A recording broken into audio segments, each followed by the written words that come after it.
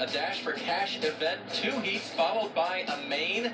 The 2 highest finishers in each heat eligible for the Dash for Cash. And those 4 will go for it. The interesting thing to me is that Ty Dillon has a chance to lock himself in the chase by getting the bonus. He's already done that once this year. Rules say if you do it twice, you're in the chase.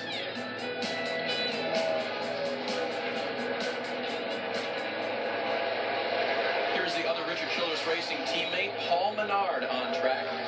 Former Brickyard 400 winner. And speaking of that, this was the day that meant so much to Paul. Good strategy on the day, but what a thing to do. The track here has meant so much to his family, invested so heavily in the Indy 500 over the years, and then he went to victory lane here.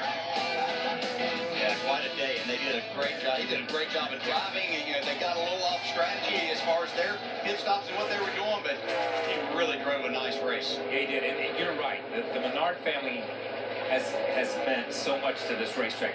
We'll see some flashbacks for Tony Stewart in the next couple of days, and you'll see Paul's dad standing beside Tony Stewart at different times in some of this stuff. He has been such a big part of the history here, his dad has.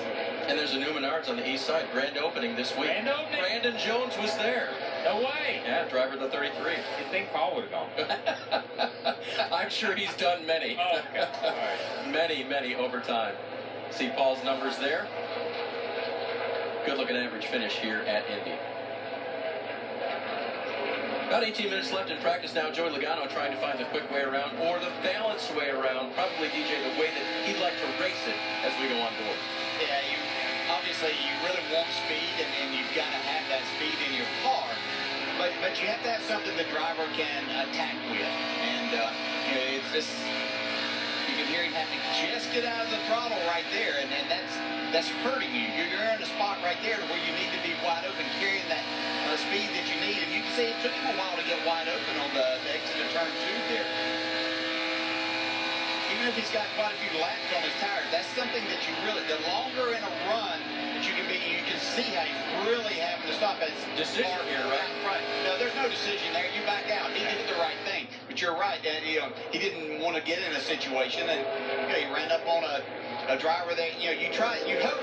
And Kyle talked about this, people that you race with and against on a regular basis, that if they understand kind of the rules of letting someone go. You look in your mirror and you understand that somebody's coming to you, they're running fast, and it doesn't always happen that way, so you have to be extremely careful. DJ, there are weekends where you agree to do double duty and it works out great. There are weekends where you think, why did I agree to do double duty? I mean, number one, it's hot down here. They literally have 5 minutes between practice. I mean, Joey stayed so long to meet with Brian Wilson about the Xfinity Series car that he literally sprinted to Sprint Cup Series practice to get in the 22 over there. He had a granola bar, that's it, for lunch, and literally ate that as he was climbing in the car for this practice session, and neither car has been that good. Joey they went out on sticker tires just now. He said the car is extremely tight. It's one thing if it's Kyle Busch and Kevin Harvick and your cars are really good on the Xfinity Series side and pretty good on the Cup Series side too, but when both cars are not that good, it makes for a rough weekend, doesn't it, guys? Yeah, I think so. I never did a lot of double duty. I did some with one car, with the NWO car, New World Order, baby. So I did it with, and then when after Adam's accident, I ended up driving his car for the remainder of that year. But Dale, you did a lot of it. It seemed like it was so much harder. And I don't want to go back to the old days, but we used to have to go from the front stretch of Rockingham to the back stretch of Rockingham. Yeah. Now these garage areas are close enough that you can spend more time on your Xfinity car and then bust butt and get over to the Cup side. But it is a miserable weekend when both cars are not up to what you think their performance should be. And sometimes as a driver, as much as you try to focus, you get lost between the cars. Here's a guy doing triple duty this week, if you will. Wednesday on the dirt at Eldora. Rossburg, Ohio's Big E held their annual race on the dirt, the little half mile with the high banks. Proved by Tony Stewart to be the best dirt racing you can get, and it was. Now, Kyle had problems early. That right rear went down, but later he came through the field, spent 20 laps off of the lead lap, and then stormed back to the front to take home the checkers, his first in a truck at Eldora. Lots of wins for him on dirt, though.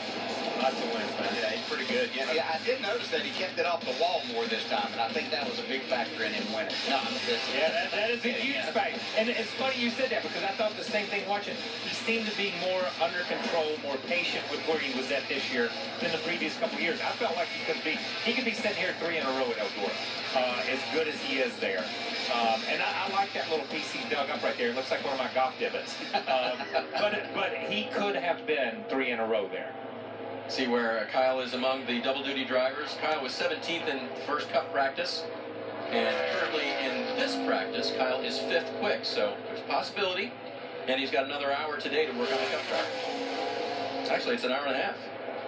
So we'll see what kind of speed they can come up with. And DJ, I want to talk about skill set, because that was obviously a very different skill set to run Eldora. But what do you have to do here in terms of how you throw the car, how you drift the car in order to have speed at this track? Yeah, I heard him talk the other night about that turn 3 and 4 there at Eldora had a nice cushion. Well, you don't have that here. You don't want to slip out thinking that you got something to lean on. But you do, I mean, you do slide the car, and to carry speed through the center of the corner, which is the most important thing that you can do, is carry that speed. Then as you go back to the gas, your speed is up, and that's how you really make speed here. So it is somewhat sliding.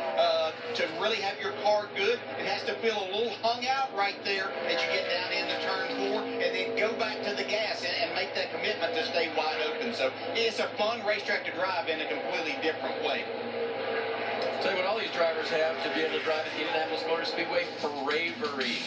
We continue final practice when we come back. Take it.